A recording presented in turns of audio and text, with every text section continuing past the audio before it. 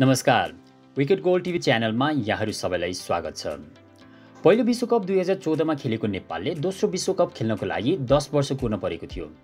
तर अब फेरि अर्को विश्वकप खेल्नको लागि अर्को 10 वर्ष कुर्ने पेसेन्स न त नेपाली फ्यान्समा छ न त नेपाली प्लेयर्समा। स्टुअर्ट लको नयाँ लिडरसिप र कोचिङ अन्तर्गत नेपाली क्रिकेट टिम 2026मा इन्डिया र श्रीलङ्कामा हुन लागेको टी20 वर्ल्ड कपको लागि क्वालिफाई भएर back to back world cup खेल्ने लक्ष्यसहित अगाडि बढ्दैछ। नेपालले पहिलो पटक 2014मा आइसिसी टी20 वर्ल्ड कप खेल्दा नेपालको कप्तानी गरेका थिए पारस खड्काले, जसमा शरद वेश्वाकर, शक्ति गौचन, वसन्त रेग्मी, सागर पुन, सुभाष खकुरेल, सुम्पाल कामी जस्ता ठूला नामहरू थिए। आफ्नो खेल जीवनबाट रिटायर भए पनि पारस खड्काले अहिले छुट्टै रोलबाट नेपाली क्रिकेटमा कन्ट्रिब्युट गरिरहेका छन्, क्यानको सचिवको रोलबाट। उनको लक्ष्य पनि नेपालले फेरि अर्को विश्वकप खेल्ने नै रहेको छ। नेपालले युएईले ग्लोबल क्वालिफायरको सेमिफाइनलमा मुलपानी क्रिकेट ग्राउन्डमा पराजित गरेर 2024को टी20 वर्ल्ड कपको लागि छनौट भएको थियो। तर आइसिसी टी20 वर्ल्ड कप 2024मा नेपालले एक खेल पनि जित्न सकेन। कुनै पनि टेस्ट नेसनलाई फर्स्ट टाइम पराजित गर्नबाट नेपाल 1 रनले चुकेको थियो। नेपाल साउथ अफ्रिकासँग 1 रनले पराजित भएको थियो।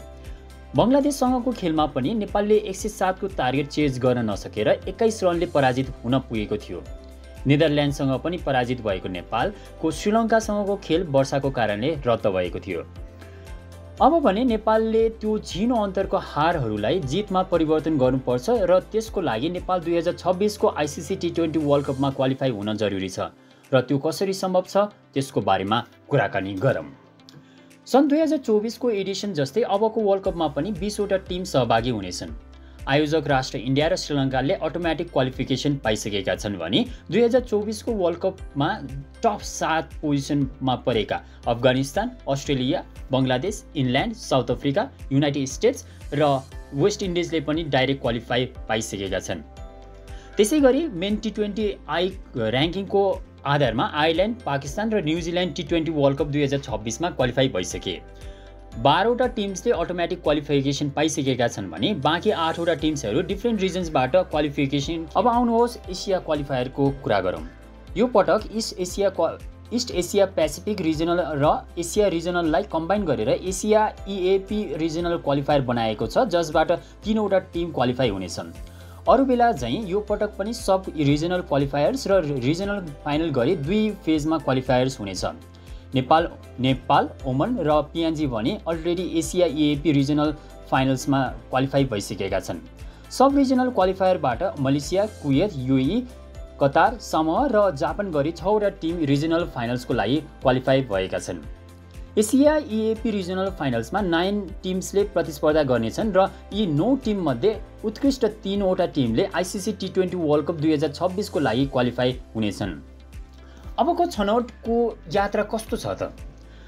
रिजनल फाइनल्सको 9 वटा टिमलाई 3 वटा ग्रुपमा डिभाइड गरिएको छ। नेपाल ग्रुप बीमा जापान र कुवेतसँग रहेको छ। त्यसै गरी ग्रुप एमा मलेसिया, कतार र युएई रहेका छन्। ग्रुप सीमा भने ओमन, पिएनजी र सामोआ रहेका छन्। प्रत्येक ग्रुपबाट टप 2 टिम्सहरू सुपर 6मा जानेछन्। ग्रुप स्टेजमा कमाएको पोइन्ट सुपर 6सम्म क्यारी हुनेछ। तर जुन टिम सुपर 6मा पुगेन त्यो विरुद्धको टिम्स भने कन्सिडर हुने छैन। सुपर 6मा प्रत्येक टिमले 4-4 खेल खेल्नेछन् र अन्तिममा टप 3मा पर्ने टिमहरूले आइसिसी टी20 वर्ल्ड कप 2026मा क्वालिफाई हुन पाउनेछन्। अब कुरा गरौँ नेपाल क्वालिफाई गर्न के गर्नुपर्ने छ त?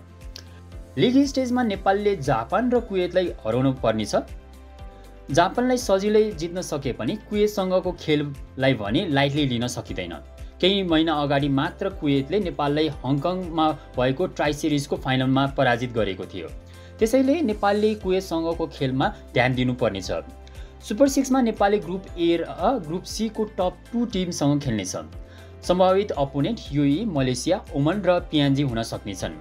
यो 4 खेलमा नेपालले कम्तीमा 2 खेल जित्नुपर्नेछ। 3 जित्नाले नेपाल वर्ल्ड कप खेल्ने पक्का-पक्की हुनेछन्।